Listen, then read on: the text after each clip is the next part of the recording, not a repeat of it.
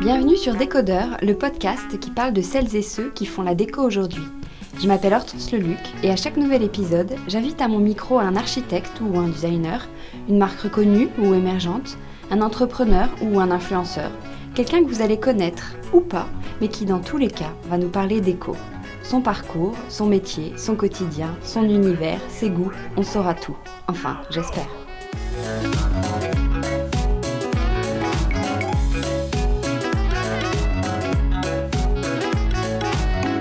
Depuis 5 ans maintenant, Charlotte Schneider imagine de jolis cadres en relief où elle met en scène les Playmobil de notre enfance.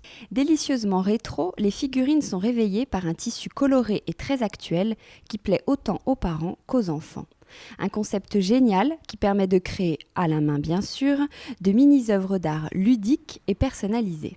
Fort de son succès, Charlotte imagine désormais ses petites scénettes dans des cloches lumineuses et en plus de son e-shop, elle a ouvert une boutique pour y organiser des ateliers. Boutique dans laquelle je suis en ce moment même confortablement installée. Bonjour Charlotte. Bonjour Hortense. Alors j'imagine que réaliser de jolis cadres avec des Playmobil n'a pas été ton premier métier. Est-ce que tu peux nous dire ce que tu faisais avant ? Quel a été ton parcours ? Oui, effectivement, ça n'avait rien à voir. J'étais directrice juridique. Je suis restée plus de 11 ans au sein du groupe Canal+, et les 2 dernières années de ma carrière chez Sushi Shop. Et j'ai eu 3 enfants, le 3e chez Sushi Shop, et j'ai décidé de changer radicalement d'orientation. Et pourquoi ? Quel a été le déclic ? Parce que l'envie de m'occuper un peu plus de mes enfants, d'être plus présente à la maison et de faire quelque chose de manuel, parce que j'adore les activités manuelles en fait depuis que je suis toute petite. Mais j'aurais voulu faire les beaux-arts, mais mes parents n'étaient pas forcément... Mes parents étaient plutôt soucieux de mon avenir financier et m'avaient plutôt orientée vers soit du droit, soit de l'éco. Et comme j'adorais le droit, voilà, j'ai fait du droit. Comment t'es venue l'idée de créer Mobilisation Générale ? J'avais un cadre chez moi, un cadre creux qui ne servait à rien, et j'ai offert une figurine Playmobil à ma fille Joséphine qui à l'époque avait 4 ans, qui a ouvert le sachet tout excitée, puis tout est parti, tout s'est réparti sur sa moquette et elle s'est détournée pour jouer avec d'autres objets dans sa chambre. Je trouve ça très dommage parce qu'il y avait des tout petits accessoires comme la verrine, les boules de glace, les petites pièces de monnaie, le tiroir caisse. Et j'ai tout collé dans le cadre. J'avais un tissu avec des étoiles rouges pour faire des coussins, mais je ne savais pas coudre à l'époque, je ne sais toujours pas coudre. Et j'ai tout encadré. J'ai envoyé une photo à mes sœurs en disant « Regardez comment j'occupe mon congimat ». Et voilà, le premier cadre est né.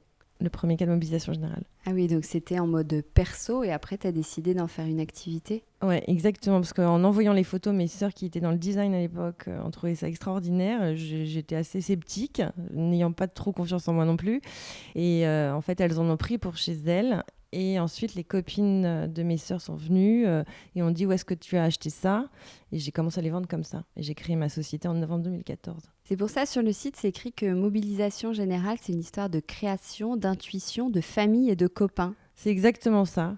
Le nom de la marque Mobilisation Générale, c'est un ami en fait qui me l'a soufflé parce que je voulais quelque chose qui fasse penser à Playmobil mais qui soit pas contrefaisant de marque. Ça, c'est mon esprit juriste. La typo, c'est mon beau-frère. Mon enseigne, c'est mon autre beau-frère. L'organisation, le coaching en termes de marketing, d'identité de marque, ce sont mes sœurs. Même sur les choix des tissus, la technicité du produit aussi, parce qu'il a beaucoup évolué. Les premiers cadres ne ressemblent pas à ceux que je fais aujourd'hui. Voilà, c'est vraiment une mobilisation de ma famille aussi, de mes copains, de mon entourage. Alors, où est-ce que tu as appris justement est-ce que tu as appris le métier ? Je ne sais pas, c'est encadreur ou je ne sais pas comment ça s'appelle, ou pas du tout en fait ? Alors, pas du tout, parce que je suis au tout début allée voir des encadreurs pour voir si je pouvais faire des cadres sur mesure, mais les budgets s'envolaient.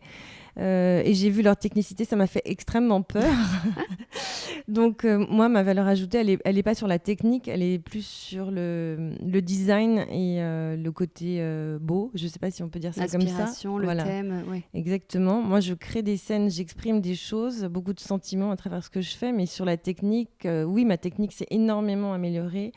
Les premiers cadres étaient un peu avaient un côté pas fini. Si on met le premier cadre et celui que j'ai fait hier, par exemple, on voit la différence. Mais il y a toujours cet esprit et cette patte en fait que je donne aux scénettes. Donc justement, est-ce que tu peux nous expliquer comment tu travailles, comment on crée ces fameux cadres ? Quelles sont les étapes ? Alors, je fais soit des choses qui sortent de mon esprit quand je viens de recevoir un lot de tissu que j'ai choisi. Je vais tout de suite penser à tel ou tel assortiment avec telle figurine, telle ambiance, les accessoires. Parce que c'est le passe-partout qui est en tissu. Exactement, le passe-partout est recouvert de tissu. Soit ce sont des commandes personnalisées qui me sont transmises par les clients et là, je suis guidée par les envies de mes clients et on travaille en fait de concert sur ce qu'ils veulent. Donc concrètement, ils veulent quoi ? Qu'est-ce qu'ils te demandent ? Ils veulent plutôt un thème, une couleur, un personnage précis ? Voilà, là on va vraiment sur de la personnalisation pure, c'est-à-dire qu'on fait des portraits de famille complets. On crée les avatars de la famille. Donc je reçois des albums complets de photos. C'est assez génial comme expérience en termes d'empathie. Moi, c'est ce qui me manquait le plus dans mon travail d'avant. Et on est face à des gens qui veulent représenter des univers, des émotions, des ambiances de famille. C'est souvent des familles très, très unies, qui ont des déclarations d'amour à faire et qui offrent du mobilisation générale à ceux qui comptent vraiment pour eux. Donc c'est très agréable en plus à faire. Du coup, est-ce que tu arrives toujours à répondre à leurs demandes ou parfois tu dois décliner ? Alors, je réponds à leurs demandes. Je me suis rendu compte que quand je les laissais plus libres de choisir leur tissu, ou certains étaient perdus. Certains me disaient non, c'est vous l'artiste, je vous laisse carte blanche, voilà, faites ce que vous voulez. Et en même temps, j'avais très peur que ça ne corresponde pas à leurs attentes. Donc, c'est vraiment des échanges assez longs. Un cadre totalement personnalisé, c'est 1 semaine. Une très grande cloche, ça peut être plusieurs semaines d'échanges. Mais au final, on arrive toujours à vraiment délivrer ce que notre client attend de nous et on reçoit des messages mais absolument géniaux, des déclarations d'amour. Ah oui, vraiment. Ouais. Et est-ce que c'est le même genre de thème sinon qui revient souvent, à part les personnalisations? On te demande souvent, je sais pas, cow-boy, indien, voiture ou... Alors ça, on va dire que c'était... Avant. C'était au cours des 4 dernières années. Là, depuis 6 mois, 1 an, en fait, je me rends compte que la clientèle suit mes inspirations. Parce que je me fais de plus en plus confiance, ce qui me manquait cruellement au début. J'arrive à proposer des choses qui n'ont quasiment pas de limite parce qu'on repeint complètement les personnages, on les désosse intégralement. Donc si vous rêvez en robe d'avocat, qui n'existe pas chez Playmobil, on peut le faire. Si vous rêvez en bikini rouge alors qu'il n'y a que des bikinis orange, on peut le faire. Voilà, on recrée vraiment des univers complets. Et là, on a sorti une cloche pour un mariage dont je suis très très fière. Parce que tout a été fait à la main. La robe de la mariée a été faite à la main, en tissu, en tulle. Voilà, et le costume du mari est assez chic. Et quel est le thème le plus improbable qu'on t'ait demandé ? On m'a demandé une cloche absolument incroyable. Au début, le thème m'a terrorisée. Et puis, on a réussi à la délivrer. C'était Warhol contre Basquiat. C'est l'affiche, en fait, Warhol contre Basquiat. Donc, il y a Basquiat qui est en gants de boxe et qui fait un combat de boxe contre Warhol. Il a fallu recréer totalement les personnages, donc les peindre. J'ai fait un ring de boxe. Voilà, la cloche est gigantesque. C'est la plus grande taille qu'on propose aujourd'hui. C'est une XXL. Et c'est une vraie œuvre d'art. Mon client qui est venu en me demandant ça est arrivé avec un carnet de croquis d'un artiste et il m'a dit sur ce croquis je voudrais que tu me fasses quelque chose qui fasse penser à du Basquiat. Donc j'ai fait des croquis de Basquiat, j'ai fait de la contrefaçon mais playmobilesque sur ce croquis. Là donc tu parles de cloche, donc pour expliquer en fait tu faisais les cadres et maintenant tu imagines aussi ces décors sous cloche parce que c'est un terrain de jeu qui est plus sympa pour imaginer des scénettes. Exactement. Comment t'es venue l'idée en fait de passer aux cloches ? D'abord, de rajouter de la lumière, parce qu'on me le demandait beaucoup. En fait, au départ, les cadres avaient vocation à meubler les chambres d'enfants. Et moi, mes enfants sont terrorisés par le noir. Il faut toujours qu'une lumière soit allumée la nuit. Et ces cloches, en fait, diffusent une lumière toute douce parce que c'est un éclairage en LED à pile. C'est un objet totalement nomade qu'on peut poser où on veut. Et l'enfant, en plus, du coup, rêve un peu en regardant sa scénette en s'endormant. Donc, l'idée de la cloche m'est venue surtout sur inspiration de mes enfants. Et est-ce qu'il y a un nouveau support qui te fait envie, auquel tu penses déjà ? Oui, le plexiglas. Je me suis abonnée à plein de comptes Instagram sur des objets en résine, en plexi. Voilà, il y a plein d'idées. Là, la technique me manque. Et quoi, faut coller, je me rends pas compte, faut coller les Playmobil dessus ? Alors ça, je sais faire. Coller le Playmobil, c'est surtout créer un objet en fait d'encadrement à base de plexi ou de résine. J'ai commencé à regarder des tutos. Je pense que je vais me lancer quand j'aurai un petit peu de temps parce que là, j'ai un autre projet en dehors de ce que je sais faire. faire, donc sur une nouvelle entité, mais dont je ne peux pas encore parler, mais j'aurai une actu bientôt. Ouais. Ah d'accord, on va suivre ça. Donc tout est fait par toi à la main, à l'atelier. Exactement. Donc ces cadres ou ces cloches, ce sont, tu disais, beaucoup de commandes personnalisées, mais est-ce que tu travailles aussi en série ou pas du tout ? Oui, on a été obligé de faire des séries, ce qui m'amuse beaucoup moins, puisque je fabrique tout moi-même, donc ça me lasse un peu de faire des séries, mais on a été obligé de le faire pour des enseignes comme Le Bon Marché, comme Bonton, pour des distributeurs en fait qui ont besoin d'avoir des catalogues produits avec des codes barres, mais je me rends compte que c'est pas ce vers quoi je veux aller en fait. Je veux vraiment assumer ce côté artistique et continuer à faire des pièces uniques. Donc c'est pour ça que j'ai développé ce deuxième projet qui répondra plus à la demande de mes distributeurs et qui me permettra, moi, sous la marque Mobilisation Générale, de garder des créations totalement uniques et personnalisées. Ouais, en fait, chaque création, il n'y a pas un cadre qui se ressemble, à part les petites séries, mais sinon... Exactement. Et parfois, mes clients me demandent, parce qu'ils voient sur mon compte Instagram ou sur le site des objets qui ont été vendus, et ils veulent absolument avoir les mêmes, et je change toujours un détail, en fait. On est sûr, en ayant un objet Mobilisation Générale, qu'il sera unique. Alors, chaque cadre ou cloche a un thème, une histoire, une scénette. Comment tu les imagines ? Qu'est-ce qui t'inspire ? Comment ça devient ? Je pense que je joue, en fait. Alors, soit le tissu me dicte, parce que le tissu va faire indien, va faire policier, va faire rayon laser. Je vois des choses, en fait, à travers les motifs que moi seule vois, je pense. Et ensuite, je vais chercher le personnage qui va permettre d'exprimer ça. Ou alors, je veux juste faire des choses très graphiques, en fait, qui iront dans n'importe quelle pièce de la maison. Et c'est aussi comme ça que l'offre qui était au départ destinée aux enfants est devenue une offre totalement adulte, enfin partiellement adulte. Au Bon Marché, j'étais il y a quelques mois dans 3 corners différents, à l'enfant, à l'éveil, dans la galerie imaginaire où j'avais une thématique imposée qui était les fées, les cosmonautes, etc. Et à l'adulte, où ils m'ont laissé carte blanche et où j'ai fait des scènes de films. Donc on a fait Le Grand Bleu, Itinéraire d'enfants gâtés, tous les films en fait qui moi m'ont marqué petite et que j'ai réussi à exprimer à travers la reproduction de l'affiche du film. Oui, donc ce sont des cadres qui ne sont pas uniquement destinés aux enfants. Non, pas du tout. Les adultes peuvent les choisir aussi. Justement, quel est ton secret pour réussir à créer des cadres qui sont à la fois contemporains, je dirais, et enfantins quand même, par la figurine de Playmobil ? Je pense que c'est le personnage principal en fait, c'est sa bonhomie, c'est son physique, ils font tous la même taille, il y a des couleurs de peau différentes, mais il y a quand même une expression de visage qui est là, il est heureux en fait, il est heureux d'être là et moi je suis heureuse de m'en servir tous les jours en fait. C'est un vecteur d'émotions extraordinaire, ils sont utilisés aussi par des pédopsychiatres, on les retrouve dans des cabinets dentaires pour enfants. Moi, en fait, les Playmobil m'inspirent autant qu'ils sont inspirants. Mais justement, tu as choisi des figurines de Playmobil pour tes créations, pourquoi uniquement des Playmobil ? Parce que je trouve que quand on regarde un Playmobil, prenez par exemple le chef indien, il est entièrement tatoué, il a des dents de requin autour du cou, il a des petits lacets en cuir sur le côté de son jean. Il y a des infimes détails qui font que moi je les trouve beaux, je les trouve parfaits, je les trouve finis. Après je suis pas forcément fan des couleurs parce que souvent Playmobil marie le violet, le vert, le orange. Moi c'est pas des couleurs que j'aime ou en tout cas très distinctement les unes des autres et c'est pour ça que je les repeins. Mais en tout cas en eux-mêmes ils ont déjà énormément de choses à proposer en termes d'esthétique. Au premier abord, c'est pas très féminin. Un Playmobil, tu voulais cibler que les garçons ? Alors, de prime abord, c'est surtout mes distributeurs que j'ai rencontrés lors des différents salons que j'ai faits qui me disaient « mais c'est plutôt un jouet de garçon ». Moi, j'étais pas d'accord. Pas d'accord. Non, je ne suis pas d'accord. Parce que le Playmobil, en fait, est un peu asexué, déjà. T'as étudié la question. Quand on regarde une Barbie ou un Ken par rapport à un Playmobil, on est vraiment dans 2 univers très différents. Pour moi, il est vraiment non-genré, le Playmobil. Ouais. Ça s'adapte aux 2 univers et finalement, maintenant, les gens achètent plus parce que le tissu leur plaît, ils regardent moins la figurine, beaucoup moins. Ah oui, ils regardent l'ensemble, en fait, la création. Ouais. Alors, où trouves-tu tous ces modèles ? Je passe des heures à les chiner.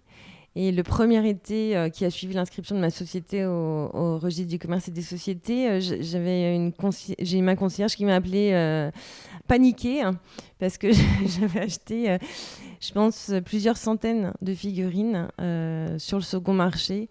Et tous les petits colis étaient arrivés dans sa loge. Donc, elle pouvait limite plus respirer. Je ne me suis pas rendu compte, en fait, de tout ce que j'achetais. Mais je voulais avoir tous ceux qui me plaisaient. Il y en a beaucoup qui me plaisaient, qui étaient plus disponibles en fait en vente dans dans le circuit de grande distribution et qui étaient uniquement accessibles chez des collectionneurs. Ah oui, d'accord. Donc tu les chines d'une certaine manière. Ouais. C'est une vraie passion. Et il y a autant de nouveaux que d'anciens? Il y a 7 milliards de figurines en circulation dans le monde. Et en oui. fait, quand Playmobil sort une collection en France, c'est pas la même qu'en Espagne, c'est pas la même qu'en Angleterre, c'est pas la même qu'en Allemagne. Ils sont fabriqués à Malte, dans une usine. Mais en fait, on les trouve... on en trouve qu'on n'a pas en France, effectivement, sur le Bon Coin, sur eBay, dans des foires à tout. Je cours les foires à tout le week-end pour en trouver, avec mes enfants qui adorent ça, du coup, parce que c'est une chasse au trésor. Mais voilà, c'est très très riche. Ah, ça existe depuis combien d'années, les Playmobil, pour notre culture? Les Playmobil sont nés en 74. J'ai 1 an d'écart avec eux seulement. C'est peut-être aussi pour ça que je les aime tant. Et c'est vraiment intergénérationnel. En fait, les grands-parents connaissent, les parents connaissent, les enfants connaissent. Et c'est un objet qui a su traverser 40 ans sans vieillir, je trouvais, et même en vieillissant extrêmement bien. Tu as obtenu la licence Playmobil, ça veut dire quoi?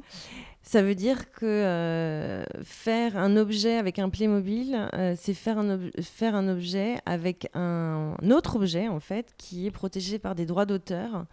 Et donc, il doit être soumis à autorisation préalable du détenteur de ces droits. Au bout de quelques semaines d'exploitation de mon site internet, Playmobil est venu me voir en me disant « Il faut arrêter ce que vous faites parce que vous n'avez pas le droit d'utiliser notre marque », puisque je les citais, en fait, je citais la marque Playmobil. Et puis, je leur ai envoyé un mail en leur disant que jamais je ferai de politique, de sexe, de violence, ils sont déjà armés jusqu'aux dents dans les packaging de toute façon, de religion, voilà, avec eux, et que je serai toujours très respectueuse de leur charte de customisation. Et ils m'ont envoyé un mail en me disant « Vous pouvez continuer ». J'avais une amie avocate à qui j'avais montré les mails, elle m'avait dit « Encadre-le parce que je pense que c'est une des premières personnes à avoir ce type d'autorisation en fait, de la part d'un groupe comme Playmobil, qui est un groupe d'industriels et qui fait du marketing, mais cette vision artistique-là, bon, elle est quand même très en marge. J'ai un accord de licence donc qui me permet effectivement de faire ce que je veux en toute sérénité. Et puis surtout, je suis rentrée en contact avec les équipes Playmobil France. Et ils sortent un film là en août qui s'appelle Playmobil. Et j'ai rencontré le réalisateur du film qui est ni moins que Lino Di Salvo, le réalisateur de La Reine des Neiges, qui est un ancien de Disney. Et on a une conversation passionnée sur l'univers du Playmobil. Je pense qu'il était aussi amoureux que moi du personnage. Et il m'a demandé de pitcher le film dans un cadre unique. Donc j'ai vu les rushs, j'ai vu les premiers dessins en fait, du film. J'ai bossé avec les équipes de prod, la boîte ON Productions, et j'ai eu un plaisir monstrueux à rentrer dans cet univers qui était tellement éloigné du mien, et c'était un vrai bonheur. Et donc j'ai créé un cadre gigantesque avec 3 scènes qui devaient représenter ce film. Ah, c'est top. C'était une belle aventure, j'avoue. Et justement, tu es passé d'un métier qui était assez sérieux, administratif, à un métier qui est ultra créatif et manuel. Tu avais besoin de ça? Qu'est-ce que tu cherchais ou qu'est-ce que tu fuyais? Je pense que je me suis construite pendant les 20 années qui ont suivi l'obtention de mes diplômes sur il faut gagner sa vie, en ayant surtout cet esprit de moyens financiers, et qu'à 40 ans, j'ai eu le courage et surtout le support de mon mari, sans lequel j'aurais jamais pu faire tout ça, il faut bien le reconnaître, pour me lancer et pour commencer à croire en ce que je faisais. Et finalement, les années m'ont prouvé que oui, je pouvais y arriver. Parce que les métiers manuels sont parfois dévalorisés quand même dans notre société. Comment tu le vis, toi, justement, quand tu t'es lancée là-dedans? Alors moi, j'ai de la chance parce qu'on m'a souvent dit, très souvent dit que ce que je faisais était joli, ce que je faisait du bien.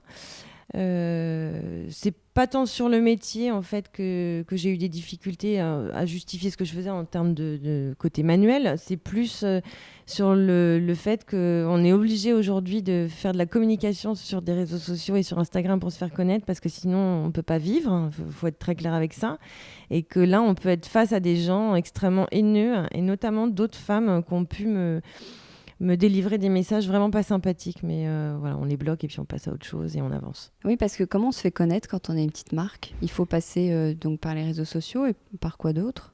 Voilà, donc Instagram est un incontournable pour se faire connaître, mais je pense que le baptême du feu et devant lequel il ne faut pas refuser l'obstacle, c'est Maison et Objets. Ou les salons Playtime, ou tous les salons en fait, qu'on a la chance d'avoir à Paris, parce que j'habite à Paris, et qui permettent de faire valider son produit. On se rend compte tout de suite si on a un public ou si on ne l'a pas. En fait, le premier salon que j'ai fait, mon stand était épouvantable. Hein. Je ne suis même pas arrivée avec un escabeau... un tournevis. Du coup, je me suis fait plein de copains parce que j'allais piquer les outils des uns et des autres. Mais quand on voit les photos de mon premier corner au salon, c'était épouvantable. Et je me dis aujourd'hui comment les gens ont pu voir du beau là-dedans. J'avais des vieilles nappes qui cachaient mes caisses en carton. J'avais un éclairage que j'avais oublié de commander, donc je suis arrivée, mon stand était dans le noir. Enfin, c'était vraiment... Mais tu as quand même connu un petit succès sur ce salon. Ah oui, les gens sont venus tout de suite et des acheteurs en plus prestigieux comme ceux du Bon Marché qui, eux, se fichaient finalement du décorum, qui voyaient le produit. Toi, tu te sens plutôt artiste, créatrice ou entrepreneur? Alors, il faut être les deux. Moi, au fond de moi, je me sens très artiste, sauf que c'est pas du tout assumé. Quand on me demande ce que je fais, j'ai beaucoup de mal à dire Qu'est-ce ce que tu je fais. dis? Quel est ton métier? C'est épouvantable, je me dénigre comme ça, tu dis et toi Charlotte, qu'est-ce que tu fais comme métier? Je me dénigre totalement, je dis que je colle des Playmobil dans des cadres. Ce qui est épouvantable pour l'image de ma marque. Et souvent, je suis entourée d'amis qui disent « Mais non, c'est une artiste, c'est génial ce qu'elle fait », qui sortent leur téléphone pour montrer ce que je fais à ma place, parce que je ne l'assume toujours pas, en fait. Et je ne sais pas si un jour, j'assumerai vraiment. Moi, je peux emmener les gens dans ma boutique, je peux leur montrer des photos, mais parler de moi, c'est encore très compliqué. C'est un métier où tu es assez seule, entre guillemets. Est-ce que ça, c'est difficile pour toi ou au contraire, c'est appréciable? Alors, ça dépend des moments, parce que par moments, je suis très heureuse d'être toute seule. Et puis finalement, on ne l'est jamais vraiment longtemps, parce qu'on est face à la clientèle, on est face à des distributeurs, on est face à des interlocuteurs plus administratifs, des comptables, des financiers, parce que ça aussi, il faut en avoir conscience. Hein. On est face à l'administration aussi, pour l'URSSAF, l'URSI, des choses comme ça, c'est beaucoup moins sympathique, mais il faut le faire. Et du coup, on est rarement seul. Ouais.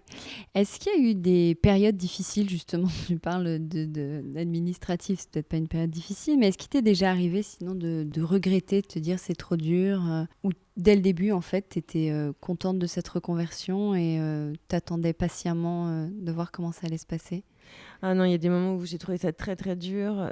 Les moments les plus durs pour moi ont été les moments où j'ai découvert en fait via les réseaux sociaux ou pire, via des amis qui me disaient j'ai acheté un de tes cadres et qui m'envoyaient une photo sur lequel il n'y avait pas ma marque, qui étaient en fait des contrefaçons de ce que je faisais, mais des contrefaçons avec un Playmobil en fait, un cadre et une Marie-Louise en tissu. Donc en fait tout ce que je mettais des semaines à créer, à mettre en place techniquement, commercialement, administrativement en fait était pillé, et j'ai eu beau en plus appeler ces personnes en leur disant vous savez peut-être pas que j'existe, mais voilà ce que vous faites est quand même très similaire à ce que je fais, j'existe depuis 2014, j'ai tel et tel article de presse, j'ai fait tel et tel salon, et elle me disait bah non en fait ce que tu fais c'est génial, hein, ça marche et on voit pas pourquoi on pourrait pas te copier. Et ça continue? Et ça continue. Parce que lancer des procès contre ces gens-là, c'est... En fait, je crois que j'ai tourné une page psychologique avec le droit, et que je préfère finalement avoir toujours un terrain d'avance à développer des nouveaux projets, les cloches, là, le nouveau projet qui va voir le jour à la fin de l'année ou en début 2020, et à bien m'entourer en fait, et à être avec des gens bienveillants ou des vrais coachs qui, eux, ont monté des entreprises plutôt que de perdre mon temps là-dedans.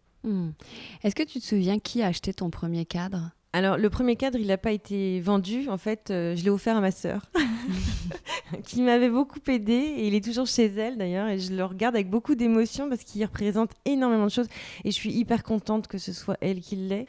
Parce que c'est le premier. C'est le premier que j'ai collé. C'est le premier en lequel j'ai cru. Ça a été un vecteur incroyable de développement. Donc voilà, elle le gardera à vie. Et je suis très contente qu'il soit là-bas.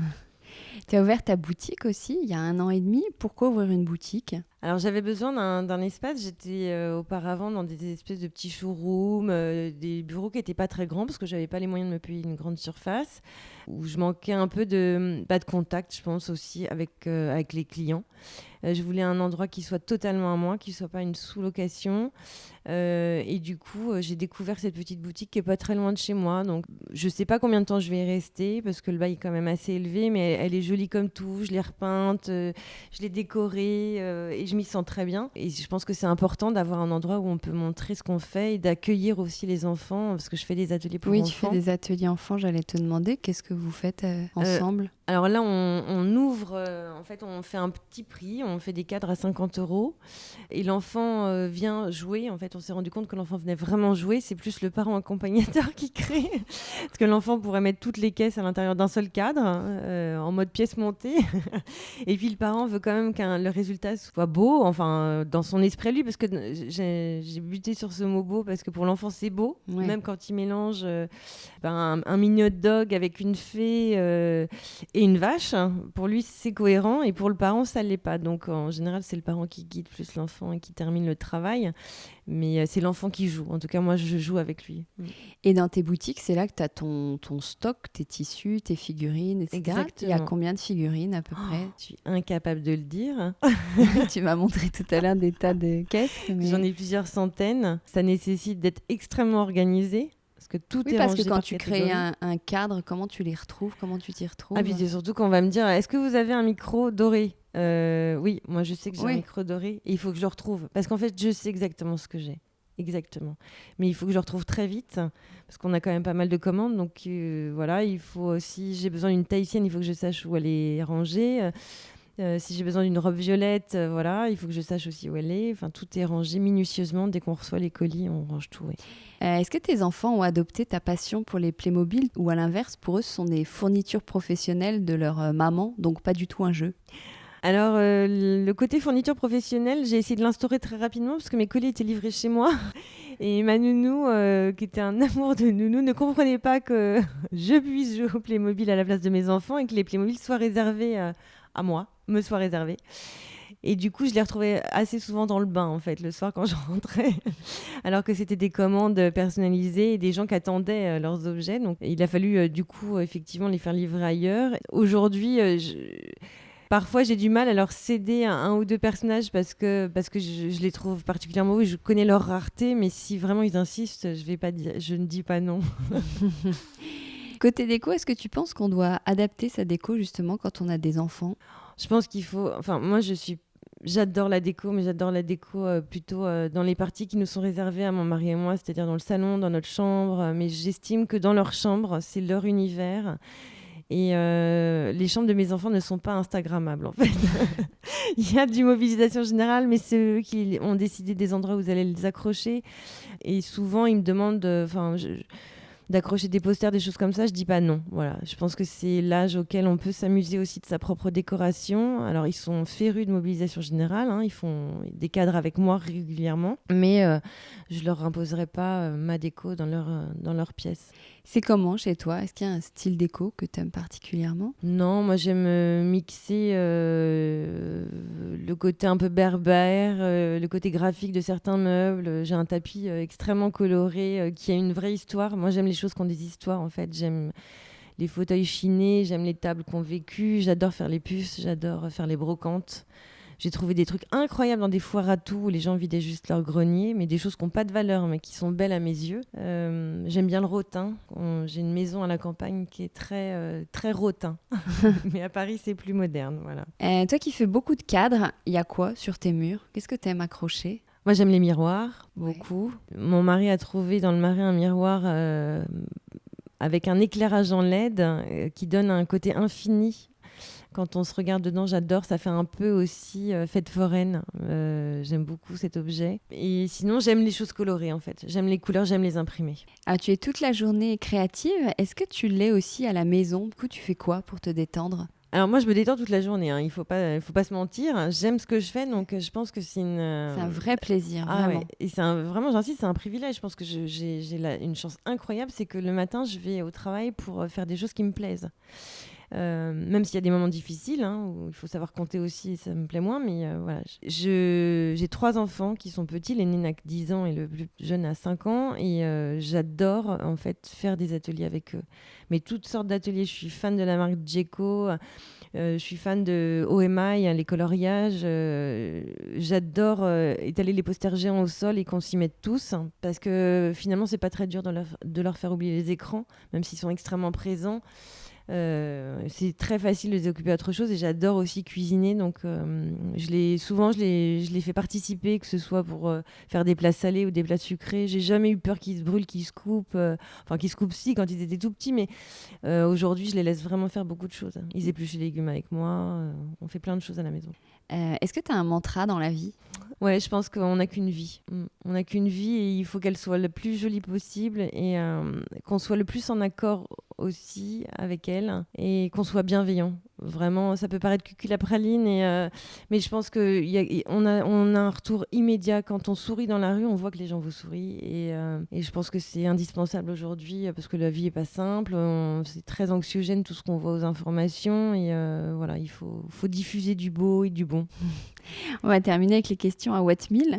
Donc, j'ai qu'une question, mais une question à chapitre. Question à 39 €, le prix d'une manucure, puisque tu travailles avec tes mains. Est-ce qu'il t'est déjà arrivé certains jours d'avoir un poil dans la main ? Oh oui. Oh oui, les jours où je doute en fait. Et du coup, le poil surgit. Alors, c'est pas parce que j'ai pas envie d'aller bosser, c'est que j'ai peur en fait. J'ai peur de pas réussir. Et ça, c'est très paralysant. Je pense pas être quelqu'un de flemmard. Enfin, j'ai quand même ma société, peut-être une deuxième, et mes 3 enfants. Et un mari, enfin voilà, finalement j'ai 3 entreprises en une, et je pense que vraiment on peut pas être flemmard quand on est mère de famille nombreuse, c'est impossible en fait. Et je me laisserai jamais déborder, donc non, c'est plus une peur de pas y arriver. Ouais. Est-ce que tu en es déjà venue aux mains ? Non. Même pas avec la personne qui te copie.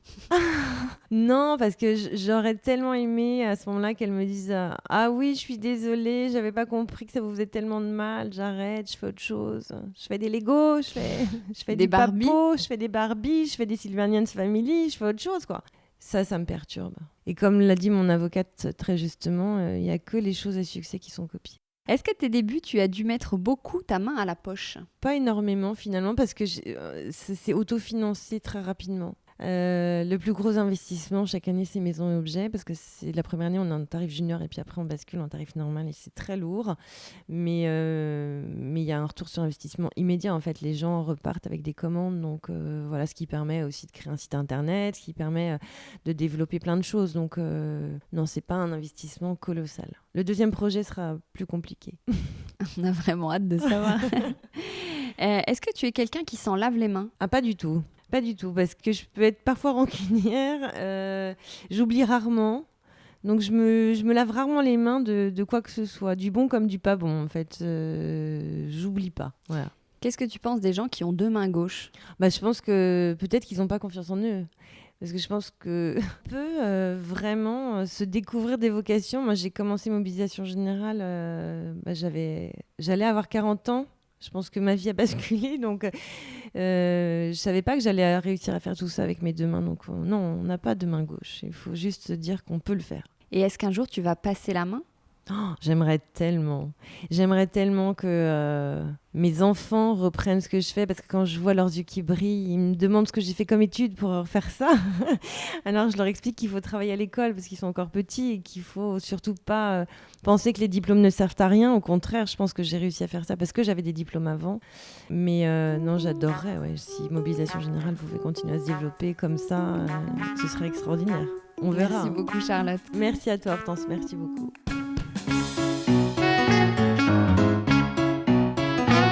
Décodeur, c'est terminé pour aujourd'hui. Merci pour votre écoute. J'espère que cet épisode vous a plu.